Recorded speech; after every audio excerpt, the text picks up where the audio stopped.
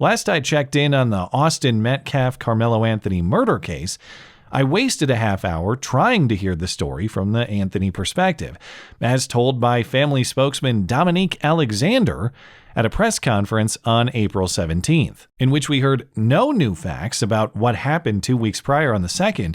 Instead, Austin's dad, Jeff, was kicked out, and his character was smeared for standing there trying to listen, and the family spokesman substituted new scapegoats for new information. See, it was actually the weather's fault.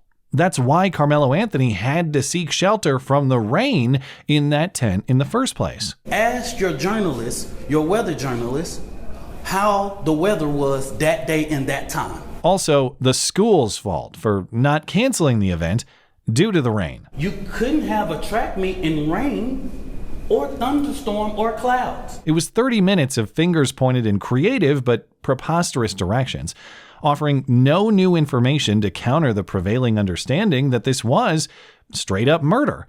That press conference was so bad, it was hard to understand why the family would speak through this guy at all. Total silence would be a much better legal and PR strategy. But after making that video on the press conference and listening to others talk about it, I realized my expectations and understanding were totally wrong. Where are the new facts that help us understand this case from the defense perspective? Well, you show them if you have them, but if you don't, then there's only one viable legal play. Racial victimhood. You make a case that so far has no explicit racial component, at least in the Anthony Metcalf interaction itself, explicitly racial. You stir up racial conflict with the hope of getting a jury that will acquit on racial solidarity alone. See OJ. You're aiming for the sequel. If this case is about what happened in April in Frisco, Karmelo is likely going to prison. If instead it's about some American racial reckoning more broadly, well, then he has a better chance at something more lenient, maybe even acquittal. And so the cycle goes like this. Behave absurdly on purpose, as we saw at that press conference, generate criticism, call that criticism racist, and then collect your precious victimhood. Or maybe it's not that complicated of a scheme. Maybe just be an idiot.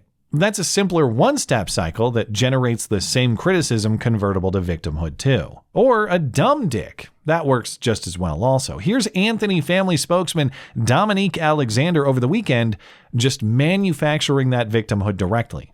He says he received a letter that reads, quote, "Hey, dumb dick Alexander, why don't you stand up for good people, you big dumb dick? You're an idiot. Complete idiot. Signed, MAGA." In a separate red pen to match the hat, of course. Alexander says this message is clearly classic America, but with 3 Ks in place of the C to denote the prominence of the Klan, despite the fact that there is no racial component to this letter, actually. According to the writing, he's a big dumb dick regardless of race.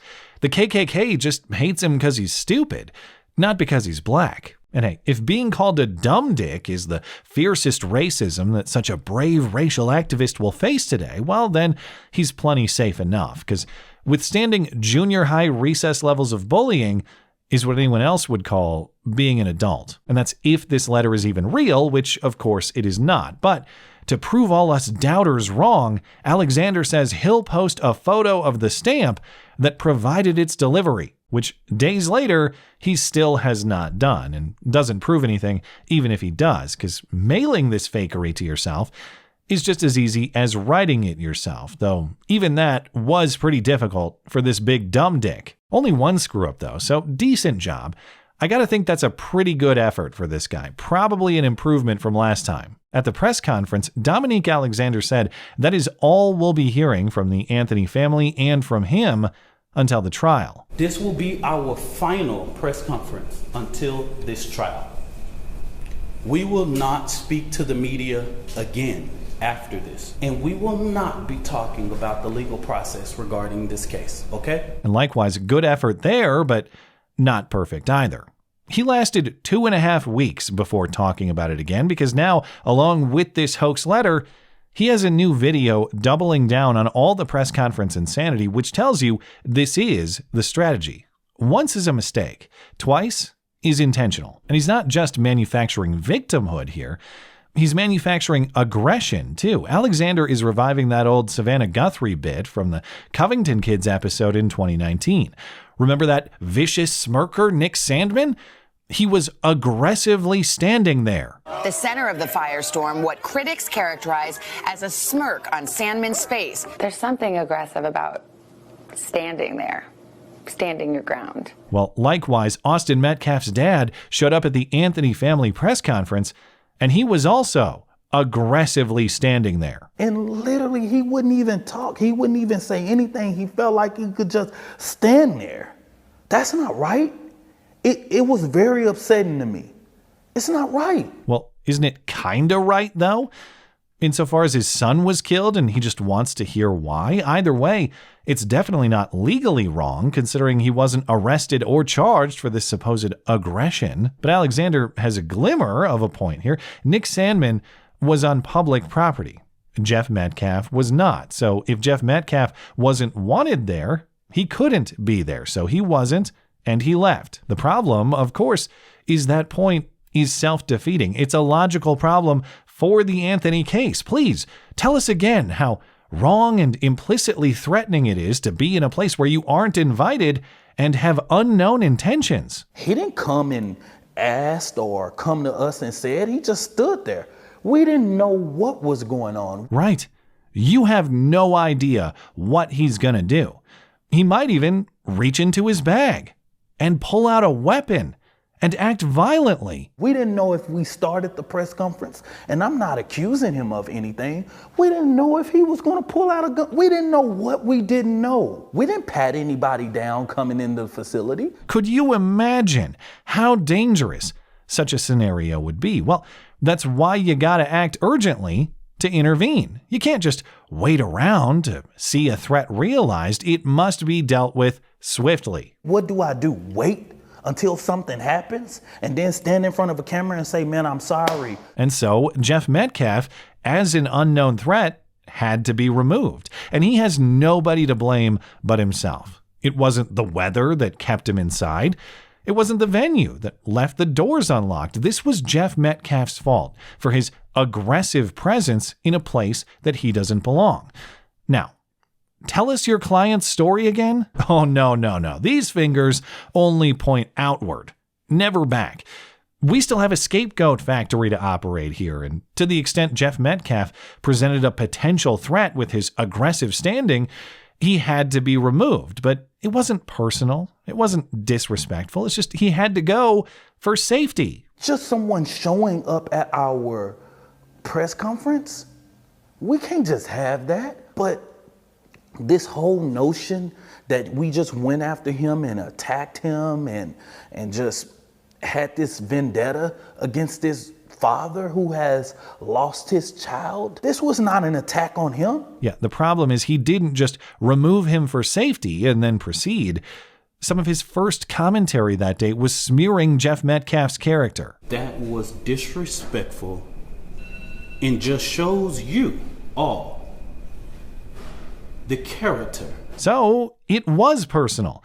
Not because gossip tubers inferred it or exaggerated it. All of these gossip bloggers and different people rush to do videos and do this. But because Dominique Alexander said it explicitly. Hey, that guy has poor character. And the problem with the logic here isn't just that the rules for Jeff Metcalf are completely different from the rules for Karmelo Anthony because reasons. It's the character standards too. Why would anybody take character lectures from a guy with a rap sheet that includes violently shaking a 2-year-old and lying about it? This guy is the threat he warns other people might become by just standing there. But joke's on you if you fell for that stupid talking point, because actually, his criminal record is way bigger than anybody has even uncovered so far. Maybe you should do a research and see how many times on social media I post my mugshots. You ain't got to tell that story. At the end of the day, there's more mugshots than what you actually posted, right? Let me make that very clear. Yeah, you idiot. He doesn't just beat up his girlfriend's kids. He beats up his girlfriends too. In fact, he practiced his chokehold on the kid first and then choked out his woman. Plus, many more mugshots to come, assuredly, given the pattern of behavior. But hey, if attacking a toddler is just one small piece of his violent history, Why isn't he locked up? Well, because the racist law enforcement and judicial system has given him break after break, of course, including probation, which he just couldn't honor despite his best efforts. The kids are just too shakeable. But as he's saying in alluding to these crimes, they're bait. He wants you to find the information and he wants you to rip him for it. Because that criticism can be converted to racial victimhood, which is the most convertible path to a Karmelo Anthony acquittal or lenience otherwise. I don't care how many people attack me, he says. It's not about that. I really don't care about what no one says about me. I really don't. I don't care about the racist pricks who want to say things about Dominique and say something about my past, but it's not about that. Yeah, except that he spends the first 5 minutes of a 12-minute video talking about that. Attacks or very valid criticism against him and his own record, not a defense of his client. And just like his personal attack on Jeff Metcalf, his invitation to join in on the criticism that he can convert to racial victimhood doesn't even have to be inferred. It's explicit. By the end of the video, he's just saying it. He started saying, I don't care if people attack me. That's irrelevant. By the end, he's saying, no, please, keep attacking me. It's the most viable strategy we have. These attacks on our organization, the attacks on me or whatever it may be, man, keep them going, right? I'm built for that, okay? I'm ready for it. Yeah, unlike that toddler, he can take a beating, so keep the hits coming, because it's a business model, and it's killing it for the biggest organization that you've never heard of before until this particular episode of bullshit. I've been doing it for the last 11 years, being the most talked about organization, individual in this 10 years in the Dallas-Fort Worth market. Really weird how nobody ever talks about the most talked about guy, let alone cuts his organization checks for it. I'd say investigate him for fraud, but they already did that. Felony forgery conviction in 2013, felony theft conviction in 2021. And remember, joke's on you, sucker. Those are just the ones they've uncovered. So I guess we'll just have to try something else this time, like maybe some actual aggression in law enforcement, something even more forceful than standing there passively and leaving upon request. That's right. We'll deploy the smirk. It's undefeated. Thanks as always for listening and for supporting this channel. Always appreciate that thoughtful discussion down below and especially over on X. That is at ML Christiansen. You're always welcome to coming out and chatting my live streams as live on Wednesday and Sunday nights. Looking forward to it. Killer. Hey, if you made it all the way to the end of the video, that means you probably found some value in the video. If you found some value in the video, please consider supporting my material. You can do that one time or recurring for as little as $1 a month. It not only helps me sustain, but it helps me pay the people who make my videos possible. Linked in the description for you, mattchristiansenmedia.com/support. Thanks for listening.